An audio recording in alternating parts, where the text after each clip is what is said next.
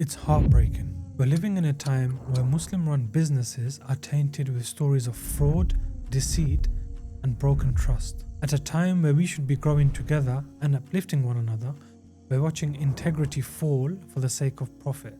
So here are the questions I want you to reflect on. Are people choosing your business because you're the cheapest or because they trust your name? Are we just building brands or are we building Barakah? Are we serving clients or are we truly serving creation? Because service is your da'wah, and your da'wah, that's your legacy. In today's video, I want to share the story of a man who lives by that principle. Idris Patel, the founder of Supporting Humanity. A man who buries the forgotten, who cleans the graves of people he's never met, and in doing so, teaches us more about business, trust, and legacy than most CEOs ever could. This isn't just about charity work, it's about how you, as a Muslim in business, are being called to a higher standard, whether you're in real estate like me, building your startup, or even just trying to figure out your path. We've all been given skills, a network, rizq for a reason. The question is, what are you doing with it?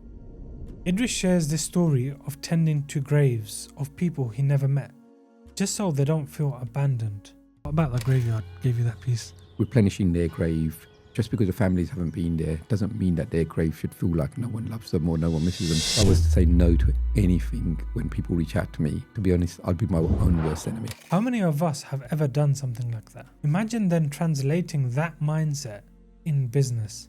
When you're no longer chasing numbers, but you're chasing du'as. When you're not serving clients to close, but to care. Idris doesn't do it for likes.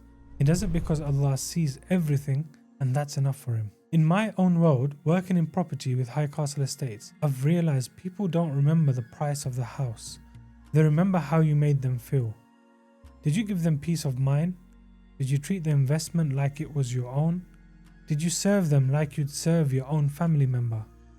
Your service towards others, the impact you leave on your transactions, that's where your legacy lies. And then the graveyard came into my life. Funny as it sounds, when I was going to a graveyard, I enjoyed spending time there, whether it be just sitting there watching the graves, working on basic graves that I didn't even know of because I had no family that were buried in the graveyard. Idris's work was a constant reminder to myself first and foremost about what we really take with us and what we leave behind. How we are just buried in a simple white cloth. Taking away none of our fancy possessions, not the invoices, not the tech, nothing. All we do is leave behind the impact we had on others through our akhlaq and drive to do good deeds for the sake of Allah. The more you serve others sincerely, the more your dunya success aligns. One of the parts of the podcast that struck me wasn't even about death. It was about trust. You can imagine the amount of money we had to raise.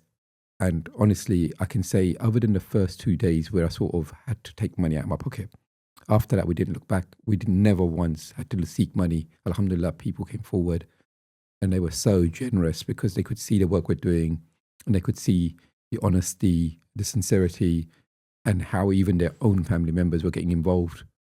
We had mothers ringing us up and saying, oh, my son's never done any work like this and he comes home now and he even helps up clean up the house and everything. Whatever you're doing, continue. Honestly, and that mum would then end up donating to us. During the pandemic, Supporting Humanity fed 92,000 people at £1 per meal. And they didn't fundraise aggressively. People just trusted them. Imagine that. I'm sure we've all had fundraisers. We've really had to push on WhatsApp, on social media, and how hard is it to convince others to donate? Just think about that for a second. No fancy campaign, no sales funnel, no paid ads. Just trust. Because they saw the consistency, the sincerity, and the transparency. And I realize that's exactly what we need in business and most importantly, the Muslim economic ecosystem. It seems hard to build that trust, but when you deliver in your results with excellence, with sincerity, and full trust in Allah, it will come. People trusted us to make sure that this money was going to go in the right hands. And that's the difference, that they only give you the money because they trust that when their money is going to go in the right place. And that says a lot to me, that they've trusted me and my charity. But they also see the work that you're doing.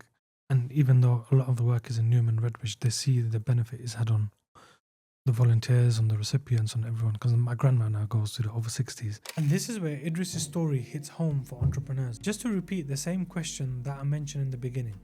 Are people choosing your business because you're the cheapest or because they trust your name? The goal should be to build and establish integrity. And to just end on this final point, I think for all of us who are trying to succeed, especially as Muslims, we need to ask, are we just building brands or are we building barakah? Are we serving clients or are we serving creation? Because service is your da'wah and your da'wah is your legacy.